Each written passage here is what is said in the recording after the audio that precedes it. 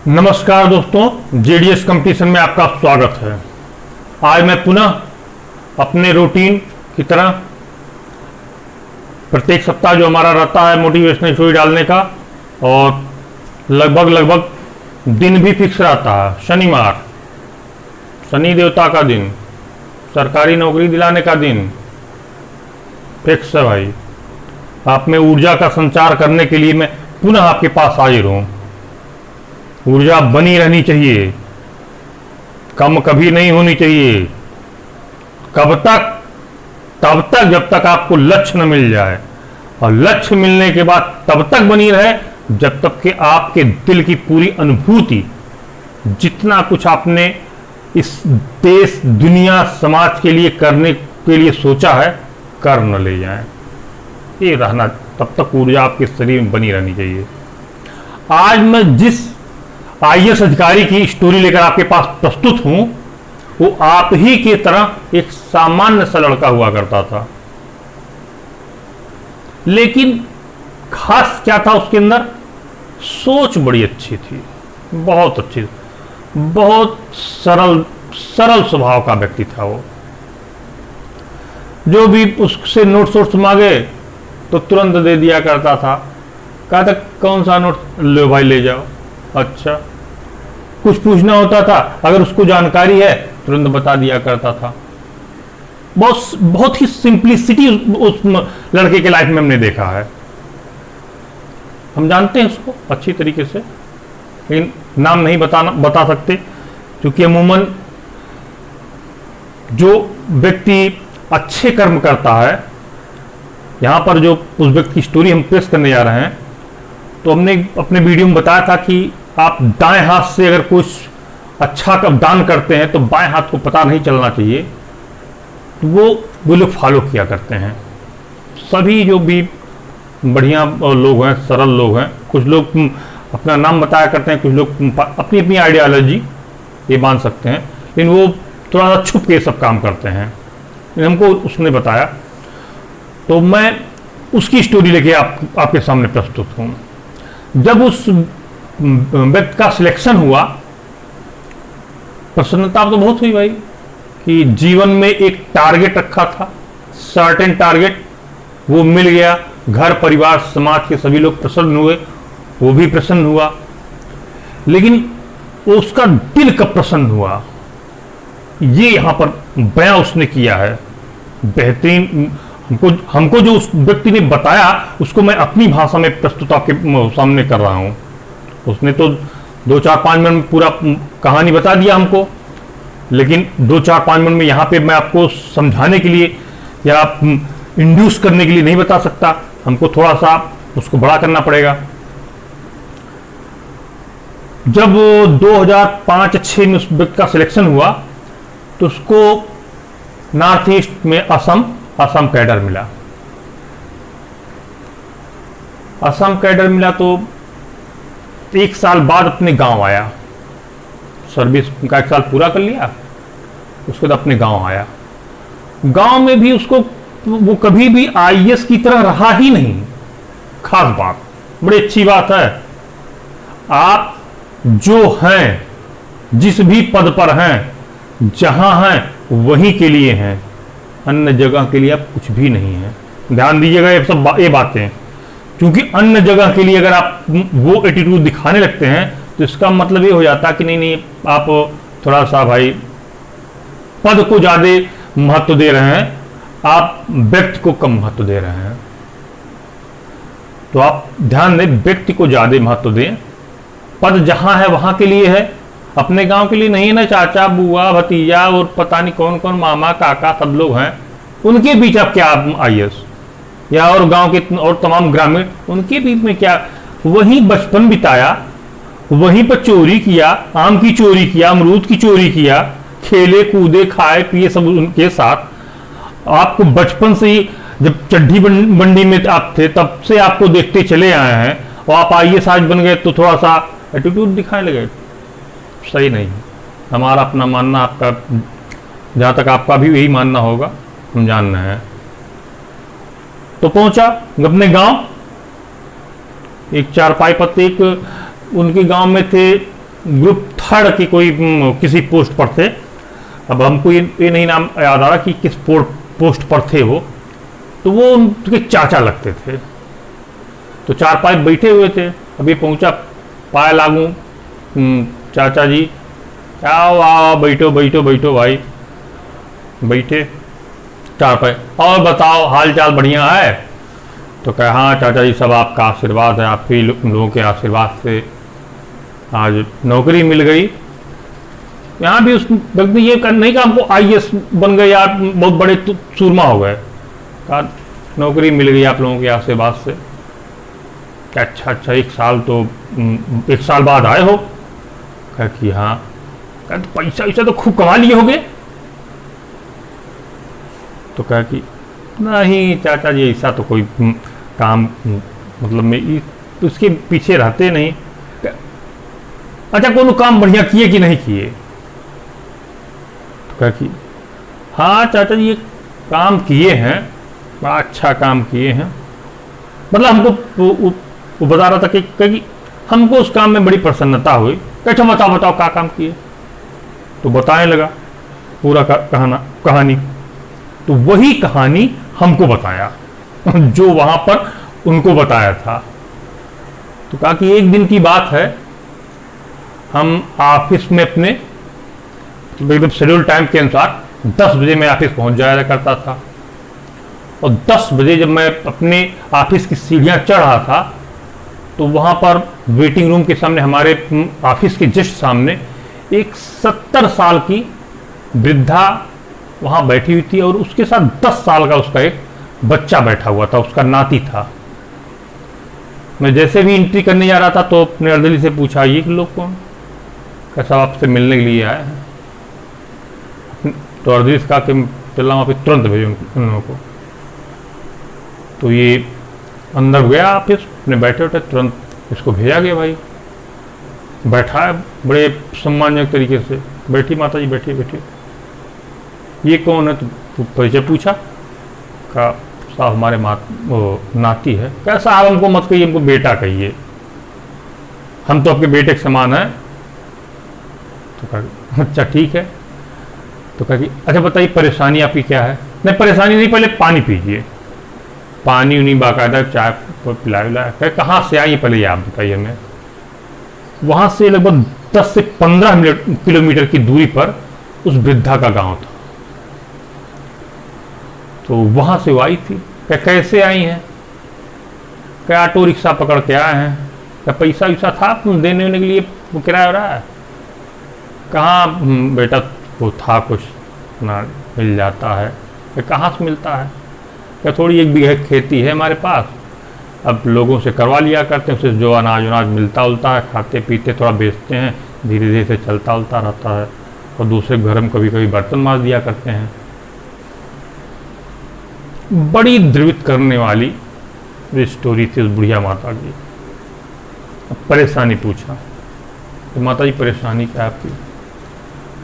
कि बेटा हमारा जो मकान है वो 2 कमरे का ही है, बहुत बहुत कम जमीन है और निकलने का एक रास्ता है। और हमारे अगल बगल में पट्टीदार हमारे हैं, वो सब हमको दबाते चले जा रहे हैं और हमारा जो दरवाज़ा है वो कम होता चला जा रहा है और चारों तरफ से रोड पतली होती चली जा रही है। एक समय ऐसा आ जाएगा कि हम खाली गली से अपने निकल पाएंगे। और थोड़ा पीड़ित प्रताड़ित करते रहते हैं इसी को लेकर। वो चाहते हैं कि किसी तरीके से बुढ़िया और तुमने नाती को छोड़ के यहाँ से चली जाए। अच्छा क्या आपके यहाँ नल लगा है? नहीं। क्या कि लाइट? नहीं। बड़ा चिंतित। अब वो व्यक्ति 5 मिनट तो बोला नहीं, फिर सोचने लगा कि शायद ईश्वर ने हमें इसी कार्य के लिए इस पद पे बैठाया है। आप लोग महसूस कीजिए, जितनी बातें मैं कह रहा हूं महसूस कीजिएगा अपने आप को आइए समझकर कि उस व्यक्ति ने, वो व्यक्ति आप उस कुर्सी पर बैठे होते क्या डिसीजन लेते। जो डिसीजन उसने लिया शायद वही डिसीजन हम भी लेते। कहा ठीक है माता जी, आप अपना नाम और पता हमको बताएं। उसका नाम और पता पूरा ले लिया। तो कल सुबह 7 बजे, 7 से 8 बजे के आसपास, 7 बजे नहीं 8 बजे के आसपास मैं आपके गांव पहुंच जाऊंगा। और विश्वास रखिए कि आपके जीवन की कोई कमी, जहां तक हमारी पहुंच है, जहां तक सरकार ने हमें पावर देके रखा है, या ईश्वर ने जो हमें पावर देके रखा है, शक्ति जो हमें देके रखा है, उसका मैं सही सदुपयोग करूंगा। बस अब आपके पास यहां से जाने का किराया नहीं होगा, 200 रुपया रखिए और ये समझिए आपको एक बेटा दिया है। लिया पैसा माता जी, और बाहर निकल के उस बूढ़ी माता जी को अपने ऑफिस के सामने से छोड़ा और एक अपने स्टाफ को बुलाया। उस व्यक्ति ने कहा कि इनको लेके जाओ और टैक्सी स्टैंड पे वहां पे बैठा के तब आना। गया, वो टैक्सी स्टैंड पे बैठा के तब आया और उनसे एक कह दिया था कि ये बात हम 8 बजे पहुंचेंगे, ये बात आप सिर्फ जानिएगा, किसी को भी आप बताइएगा मत, ठीक अपना। और आप हमसे आज मिली ये भी मत बताइएगा, क्या क्या हुआ क्या क्या, कुछ मत बताइएगा। आपके सारी समस्याओं का निराकरण कल कर दूंगा। अब वो बुढ़िया माता जी पहुंच गई अपना घर, खाना पीना बनाया खाया, बस ठीक है भाई। और उस दूसरे दिन अर्ली इन द मॉर्निंग ये डीएम साहब, जिलाधिकारी महोदय उठे। अब इनके दिमाग में चलने लगे, दिन भर तो ऑफिस में बैठे रहे, लेकिन शरीर से तो बैठे रहे, लेकिन दिमाग से नहीं। दिमाग से उनके दिमाग में वही चल रहा है, हम पूरा सॉर्ट आउट उसको कैसे करेंगे, हमको कल सॉर्ट आउट करना है एट एनी हाउ। चल दी, दूसरे घर पर पहुंचे शाम को, खाना पीना खाए पिए, थोड़ा सा मूड भी ऑफ था इनका उस दिन। पत्नी ने पूछा भाई क्या कोई ऑफिस में कोई परेशानी? कहना नहीं, कोई परेशानी नहीं है, तो एकदम सामान्य तरीके से हो गया। लेकिन पत्नी थोड़ा सा समझ रही थी, भाई अर्धांगिनी है, समझ जाया करती हैं कि कुछ ना कुछ तो बात होगी ही होगी। अब सोच ही रहे होंगे, कुछ बता नहीं रहे। चलो ठीक, कोई बात नहीं। दूसरे दिन अर्ली इन द मॉर्निंग क्या कि ऐसा आज हमको ऑफिस थोड़ा जल्दी जाना, थोड़ा वर्कलोड ज़्यादा है, कुछ फाइलें ज़्यादा निपटानी है। अच्छा 4 बजे हमको नाश्ता वास्ता बना के दे दो, और 8, साढ़े 8, साढ़े 7 बजे थोड़ा बाहर निकलेंगे। नाश्ता वास्ता सब बना के दे दिया, अपना गाड़ी रेडी थी उनकी, और बैठे अपना गाड़ी में। ड्राइवर से कहा कि चलो चलो, तो साहब काम दिशा बता दिए, चलते रहो। अब सारे ज़िले में हड़कम मच गया, ये साहब सुबह ही पता नहीं कहाँ निकल गए। अब क्या करें? अब जिस रास्ते पे उसका गांव था उसी रास्ते पे लेके जा रहे, कुछ बता नहीं रहे पूरा ड्राइवर से। अब फिर गांव का नाम बताया, जब लास्ट में 1-2-3 किलोमीटर बच गया था, ड्राइवर को बताया पूरा नाम, तो इस गांव में चलना है। ड्राइवर अपना लेके पहुंच गया, अकेले बिल्कुल, एक सिक्योरिटी गार्ड था खाली, और कोई ताम झाम, कोई गाड़ी घोड़ा पीछे नहीं। पहुंच गए उस गांव में। अब गांव वाले देखे लिखा हुआ था जिलाधिकारी, कि भाई डीएम साहब कहाँ है? हाँ आ गए, और इतने सुबह। गांव से पूछा ग्राम प्रधान कौन है? ग्राम प्रधान आए। ग्राम प्रधान से पूछा कि इनका इस औरत, बूढ़ी औरत का वो घर कहाँ है? ग्राम प्रधान लेके गए उसके घर।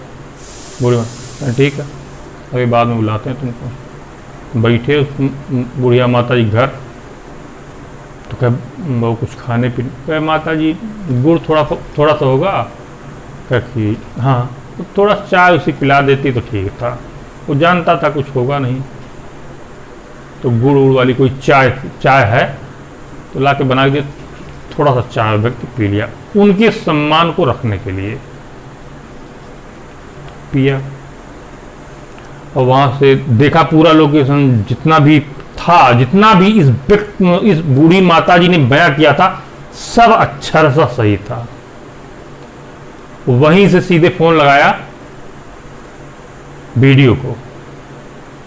वीडियो साहब पहुंचे, वहीं से फोन लगाया सीधे समाज कल्याण अधिकारी, सारे जितने भी अधिकारी थे जिले के, सभी आनन फानन में आधे घंटे के अंदर या 20 गाड़ियां उस गांव में पहुंच गई। वीडियो साहब से पूछा कि इसको आवास अभी तक क्यों नहीं मिला है। कहा साहब इनका नाम कभी एप्लीकेशन आया नहीं। प्रधान से पूछा, बुलाया, कहा प्रधान जी इसका नाम क्यों नहीं डाला गया। कहा साहब इन्होंने कहा नहीं। कहा तुमको इतना अधिक वो दिमाग नहीं है कि जो व्यक्ति इतना निर्धन है तुम खुद नहीं डाल सकते थे, इनसे सिग्नेचर ले सकते थे। वीडियो साहब को भी खूब फटकार लगी, समाज कल्याण विभाग को फटकार लगाया, उनको जो समाज कल्याण अधिकारी होते हैं। कहीं इनका वृद्धा पेंशन बना नहीं बना, तुरंत बनवाओ। बिजली विभाग यहाँ पे पोल वगैरह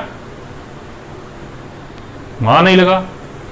सारे अधिकारियों को अल्टीमेटम दिया, पीडब्ल्यूडी को भी अल्टीमेटम दिया कि जितना इंक्रोचमेंट है, नल, रोड, बिजली, आवास और पूरा आवास बन जाना चाहिए, सारा कुछ नेक्स्ट 24 घंटे में अगर नहीं कंप्लीट हुआ तो एक एक एंट्री में खराब करूंगा। और ये हमारे जीवन का सबसे बड़ा काम है। बूढ़ी माता इसका कहा कि 24 घंटा बीतने जैसे बीतेगा उसके बाद आप पुनः हमारे ऑफिस में आइएगा, तब आपसे पुनः मिलते हैं। और प्रधान से कहा बायस होकर डिसीजन मत लिया करो, वोट तुम्हें दिया है या नहीं दिया मतलब उससे नहीं है, मतलब इससे है तुम्हारे गांव की है, ये महत्वपूर्ण होता है। और अधिकारियों से भी कहा कि भ्रष्टाचार की सीमा जो है आप उस लिमिट को क्रॉस न करें। इतना भ्रष्टाचार आप लोग कर देते हैं कि आप अंधे हो जाते हैं, आपको दिखलाई नहीं पड़ता कौन गरीब है कौन अमीर है।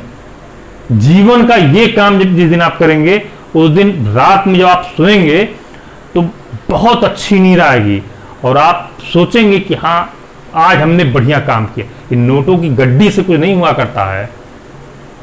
जब मरेंगे और अब पति जब मरेगा और एक किसान मरेगा, ये जाने रहिए यहां पर तो डिफरेंस है, लेकिन जिस कब्र में गाड़ा जाएगा कोई डिफरेंस नहीं है। उतने बड़ा कब्र होता है, एक अरबपति का भी, एक उसका भी किसान का भी, और चिता भी उतनी ही बड़ी होती है। और क्रिश्चियन में भी उतने बड़ा ताबूत होता है। ये दिमाग में सोने चांदी हीरे मोती जवाहरात नहीं जड़े रहते, ये बात ध्यान दीजिए। आप यहां पर तो धोखा दे सकते हैं इस पृथ्वी पर, सबसे बड़ी अदालत बिना अपील बिना दलील वहां पर सुनवाई होती है जबरदस्त, और डिसीजन ऑन द स्पॉट। कोई डेट पर डेट तारीख पर तारीख वहां नहीं पड़ती है। आप कभी भी देख लीजिएगा जितने भ्रष्टाचारी हैं, जितने भी भ्रष्टाचारी हैं, मैं सभी की बात करता हूं। आप लोगों को लगता है ऐसा कि नहीं भ्रष्टाचार उसने किया उसको वो अरबपति हो गया भ्रष्टाचार कर करके तो बहुत ऊपर चला गया, लेकिन माइन्यूट ऑब्जर्वेशन अगर आप करेंगे तो उसके जीवन में कोई ऐसी घटना जरूर घट गई होगी या कोई ऐसी कमी रह गई हो जिसका अफसोस उसको जरूर होता होगा। इतना बात है। तो ये अंतर, अगर सुख और शांति सुकून चाहिए तो ईमानदार बनिए, अच्छे इंसान बनिए। तब वही उस आईएएस अधिकारी में था वो गुण। और फिर जब वहां से वो ऑफिस पहुंचा, दिन भर का सारा काम किया और गया घर थोड़ा प्रसन्नचित था, पत्नी से अपना खुल के बात किया। दूसरे दिन फिर जब पहुंचा ऑफिस तो बुढ़िया माता जी के चेहरे की प्रसन्नता को देखना चाहता था। जब पहले दिन आई और जब आज आई तो बड़ी प्रसन्न हुई और दो गुड़ लेके आई थी अपने वहां से घर से। दोनों गुड़ ले आए, कहा कि बेटा इसको रख लो। बड़े सहर्ष जिलाधिकारी ने स्वीकार किया, कहा कि ये इस बुढ़िया माता का प्रेम है, इनका प्रेम हमारे प्रति है और मैं इसको जरूर खाऊंगा।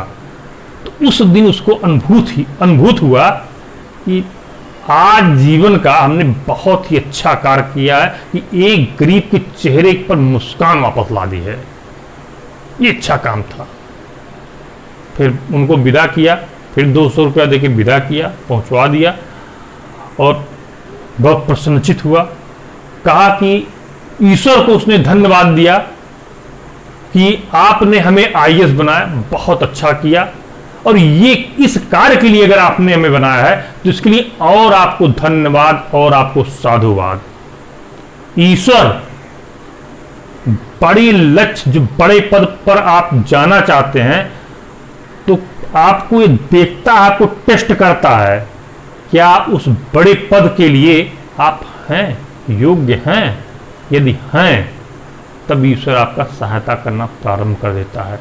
आप भी दोस्तों उस आईएएस अधिकारी के जीवन की जो ये सच्ची घटना है, सच्ची घटना का पूरा मैंने आपको एक वृत्तांत बता दिया है, अडॉप्ट करने की कोशिश कीजिए।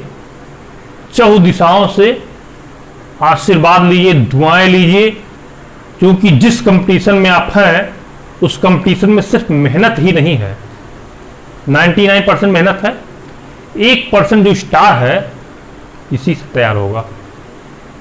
अगर आपकी कुछ किस्मत गड़बड़ भी कहीं हो रही होगी तो लोगों के आशीर्वाद और लोगों की दुआएं आपको ऊपर पहुंचा देंगे। आज की मोटिवेशनल स्टोरी यहीं तक। नेक्स्ट वीक फिर मिलेंगे किसी और अच्छी मोटिवेशनल स्टोरी के साथ। हालांकि मेरी सारी मोटिवेशनल स्टोरी हमारा 100% ही रहती हैं, आप लोगों को भी अच्छी लगती हैं, आपके कमेंट्स बॉक्स में आते रहते हैं, हमको मिलते रहते हैं। उसके बाद में फिर देखते हैं अगले सप्ताह। धन्यवाद, नमस्कार।